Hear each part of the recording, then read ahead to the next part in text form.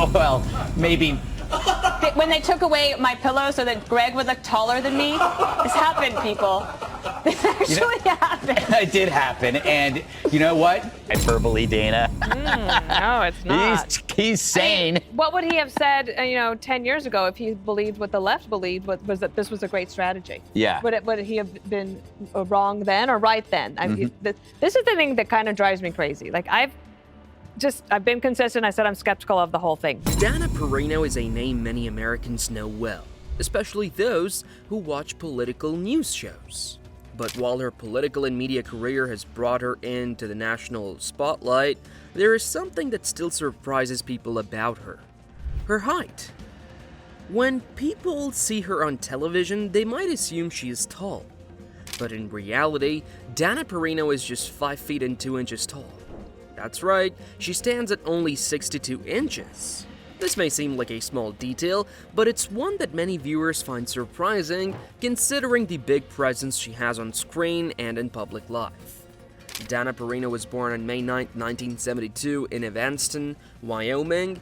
Evanston is a small city with a population of around 12,000 people today. It sits near the border of Utah and is surrounded by wide open spaces and a strong sense of community. When Dana was just 2 years old, her family moved to Colorado. Though she grew up in Colorado, she continued to spend summers in Wyoming on her grandfather's ranch. These early experiences played a major role in shaping her character. Life on the ranch was not easy. Ranching requires hard work, patience, and a lot of optimism. The weather can be harsh, the work is physically demanding, and there are no guarantees that the crops will grow or the animals will thrive. But Dana learned from her grandfather that a positive attitude and strong work ethic could carry you through even the toughest times. He taught her the value of resilience and belief in the future. These lessons would later help her handle some of the most stressful moments of her professional life. Returning to my grandfather, Leo E. Perino of Newcastle, Wyoming. Grandpa Perino was a World War II Marine veteran, a rancher, devoted husband, father, and grandfather. He had strong hands, a gentle soul, and deep blue eyes. I was his firstborn grandchild. He taught me to ride my pony, Sally, and gave me my first pair of red cowboy boots. Her upbringing in Colorado was just as important. Her father, Leo Perino, played a major role in helping her develop her mind and curiosity. He made it a habit to ask Dana about the news at dinner. Hey! How many miles are you running today? We're on the afternoon walk, so not a lot of running. Well, if you walk 1 mile with me, I'll get you a pair of sneakers. Can I give the sneakers to anyone I want? Of course. Okay, great. Let's do it. My name's Dana Perino, and I grew up in Wyoming and Colorado, but I've lived in New York for, I think, 13 years. I work at Fox News. I do a morning show called America's Newsroom and a show called The Five, and I'm on the election coverage team. Before he came home from work, Dana would read 2 newspapers and prepare to discuss the day's stories. Her father would often take the opposite side of the argument to challenge her thinking. This helped her learn how to think critically and understand different points of view, skills that would be crucial in her future career in journalism and politics.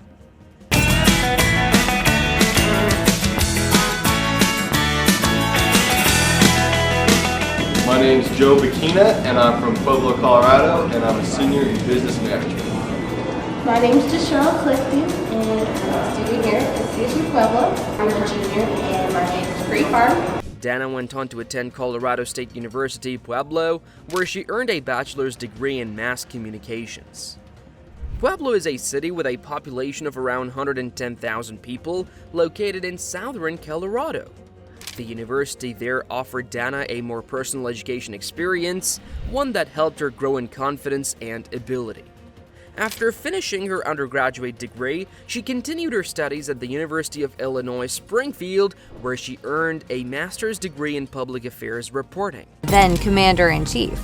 Before landing the coveted position, she worked as the Associate Director of Communications for the Council on Environmental Quality at the White House, a job that, no doubt, helped her nab the press secretary position. So why was Perino's appointment to the job so unique? Well, Dana Perino was the first Republican woman to be chosen as the White House's press secretary, a position that, before her, had only been occupied by men. In the early 2000s, this appointment was not only historic, but incredibly symbolic for women in journalism and politics.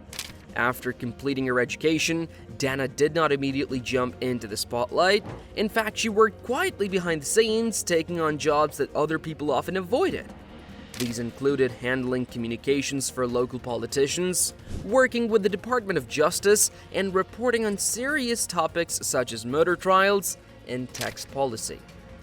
She wasn't afraid of hard work or complicated issues. Instead, she welcomed them and saw them as chances to learn and improve. One of the most significant moments in Dana's life happened after the tragic events of September 11, 2001. At the time, she was living in San Diego, California. But after getting a call from a friend in Washington, D.C., who encouraged her to return to the political scene, she packed up her things while still on the plane and moved back east. This quick decision would lead to some of the most important roles of her career. From the Department of Homeland Security, the State Department, Energy Department, all of those agencies have plans and they're ready to receive their. Dana Perino eventually made her way into the White House, where she worked in various communication roles. Her hard work, calm approach, and excellent skills eventually earned her the position of White House Press Secretary.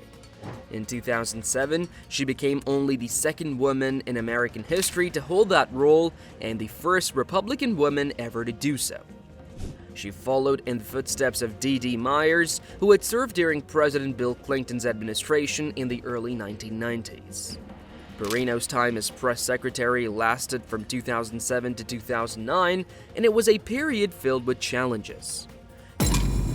Helen. I have two questions on the Middle East. Has the President been in touch with King Abdullah on his critical comments that we're wrong to be in Iraq?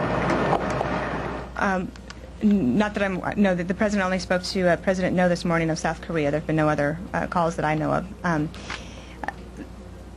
Let me just remind you something I said this morning, which is the United States and Saudi Arabia cooperate on a wide number of issues. She had to speak on behalf of the president during the final years of the Bush administration, a time marked by wars in Iraq and Afghanistan, a struggling economy, and political tensions. Despite the pressure, she remained composed and professional. She also served as assistant to the president, giving her even more responsibility and access within the White House. وجنود الولايات المتحدة والمدنيين فإننا نقترب كثيرا من هذه النهاية. شكرا جزيلا.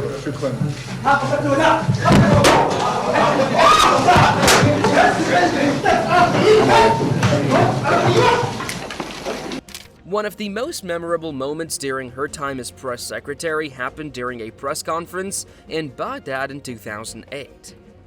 A journalist threw two shoes at President George W. Bush. It was a strong act of protest in the Middle East, and while the president ducked quickly and avoided being hit, the situation caused a sudden reaction from the Secret Service. In the chaos, a microphone stand hit Perino in the face, leaving her with a visible black eye. Despite the injury, she continued with her duties. When asked about it later, she said, "I grew up in Wyoming, and I'm a little tougher than that." Her response showed the same grit and optimism she had learned on her grandfather's ranch. As always, don't hesitate to comment down your thoughts on her, and while you're down there, make sure to hit that subscribe button as well.